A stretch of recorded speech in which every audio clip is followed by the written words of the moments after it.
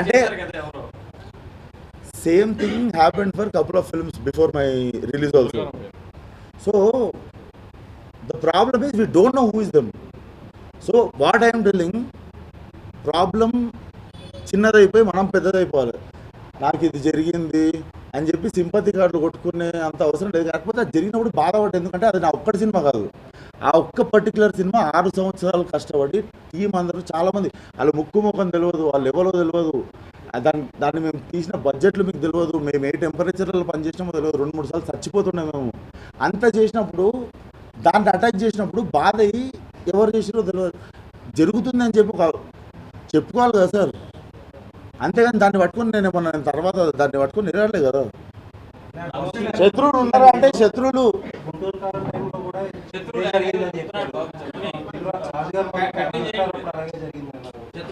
ఏం తెలియదు అంటున్నారు ఎవరో.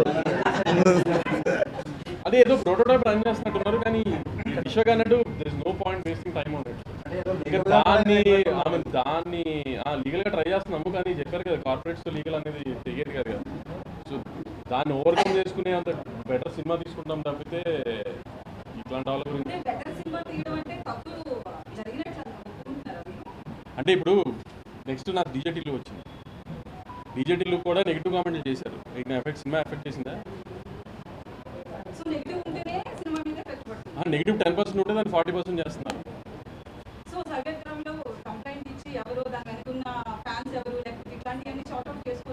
అంత ఓపిక ఎవరికి ఉందండి? మనకి పని అది కాదు కదా.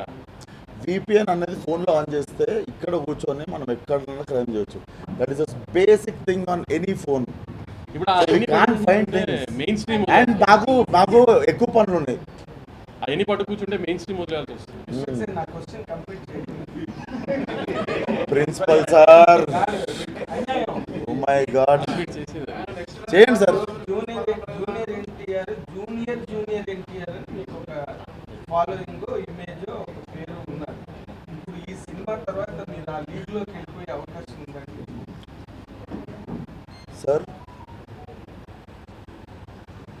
జనతా గ్యారేజ్ అనే సినిమా ఫిలిం నగర్లో, అంటే జనతా గ్యారేజ్ అనే సినిమా జరుగుతున్నప్పుడు ఫిలిం నగర్లో ఒక పలానా ప్లేస్లో టీం అందరూ కలిసి అక్కడ ఒక గ్యాదరింగ్ నడుస్తుంది, టీం గ్యాదరింగ్. అది నా ఫ్రెండ్ ప్లేస్, అది నా ఫ్రెండ్ రెస్టారెంట్. నేను నా సొంత ఫ్రెండ్ని, నాకు చాలా ఇష్టం, ఒక్క ఫోటో ఇప్పి అంటే, ఈరోజు నా కస్టమర్ రా, నువ్వు నా ఫ్రెండ్ కాకపోతే నేను నీకు ఫోటో ఇప్పి అన్నాడు. నేను అయినా బాల్కన్లో కొరటాల శివ గారితో గట్టిగా మాట్లాడుతుంటే ఆ పక్క రోడ్లో బైక్ ఆపుకొని అట్లా నిల్చొని ఆయన మాటలు విన్నా 2-3 గంటలు. ఆయన నాకు ఎంత ఇష్టం అంటే ఆయన ఇన్స్పిరేషన్ కింద తీసుకుంటా. అండ్ ఆయన నన్ను చూసి గర్వపడేలాగా నేను ఎదగాలంటే విశ్వక్ సేన్కి పేరు రావాలని ఆయన అనుకుంటాడు. నేను చెప్తా ఆయన మెంటాలిటీ ఎట్లుంటుందంటే విశ్వక్ సేన్ లాగా ఎదగాలనుకుంటాడు, కానీ విశ్వక్ సేన్ నాలాగా యాక్టింగ్ చేయాలని ఆయన అనుకోడు. సో నేను కూడా అది చేయాలి. లీగ్లోకి వెళ్తా ఆబ్వియస్, దానికే వచ్చిన ఇండస్ట్రీకి.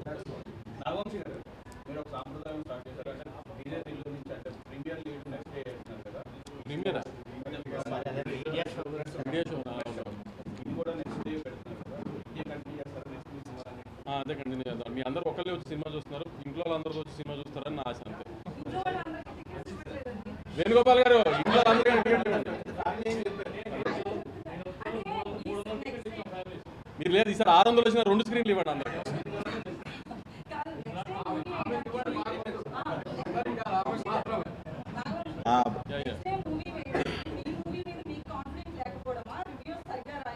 అదేంటండి రివ్యూర్ సినిమా, ఇప్పుడు మీరు రివ్యూ రాయాలా?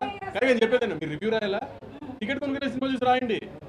నేను ఇస్తే టికెట్ చూసి రాయటం ఎందుకు? నేను ఫ్యామిలీస్ అందరికి చూపిస్తాను, నా ఇష్టం అండి. నేను నా మీడియా, ఇప్పుడు దిస్ ఇండస్ట్రీస్ కోఎగ్జిస్ట్ అవ్వాలి, అందరూ మీడియా కూడా ఒక పార్ట్ ఆఫ్ ది ఫ్యామిలీ నాకు. సో ఆ మీడియా ఫ్యామిలీస్ తో వచ్చి ఒక వీకెండ్ సాటర్డే ఈవినింగ్ సినిమా చూడాలని నా కోరిక, అంతే. మీకు ఇష్టం మీరు రామాకండి. నేను ఒక రిక్వెస్ట్ చేయొచ్చా అన్న? నేను ఒక రిక్వెస్ట్ చేయొచ్చా అక్క? ఒక్క request I want to break the pattern. పెద్ద హెల్ప్ ఏం కాదు, మీ మీడియా వాళ్ళందరినీ అడుగుతున్నాను, మీరు అందరు కలిసి ఒక స్క్రీన్ చూడకుండా ఈసారి ఏం చేద్దామంటే ప్యాటర్న్ బ్రేక్ చేసి ఒక ప్యాటర్న్ బ్రేక్ చేసి మీరు ఒక 33% గా డివైడ్ చేయండి. మీరు కొంతమంది కూర్చోండి, జనాలతో కూడా చూడండి. మీరు అందరూ కలిసి చాలాసార్లు మంచిగా ఉన్న సినిమా కూడా సైలెంట్గా చూస్తుంటే మాకు మనం ఏమైనా తప్పు చేసినామా అని అనిపిస్తుంటుంది అంతే. సో మీరు ఏం చేస్తారంటే మీరు కూడా ఎంజాయ్ చేయొచ్చు. ఇప్పుడు సింపుల్ అండి. ఇప్పుడు మీరు నాకు తెలుసు అందరూ వీళ్ళు ఎవరు సినిమా చూడకుండా ఆగరు కదా, నేను షో వేయలేదు కదా అని.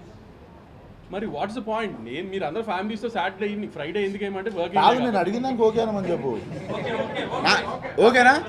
ఈసారి మార్నింగ్ షో పడేది, ఈసారి మీరందరూ ఒకటే దాంట్లో చూడట్లేరు, మీరు సగం ఆడియన్స్ సగం, అట్లా చూద్దాం ఈసారి. డన్ కదా? మీరు ఓకే అన్నారు, డన్. ఓకే ఓకే అన్నారు, నువ్వు అది ఓకే కదా, డన్. అది ఒక్కటి చేయరు, లేదని లేదు, ఓకే అన్నారు.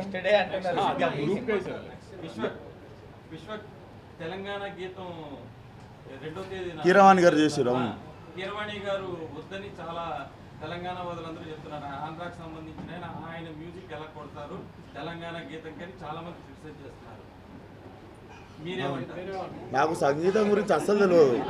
తెలిస్తే నేను డైరెక్షన్తో పాటు సంగీతం కూడా కొడుతుండే. ఇప్పుడు దాని గురించి కొంచెం నేను చాలామంది బతుకుండాలి ప్రపంచంలో అని సంగీతం జోలికి పోలేదు.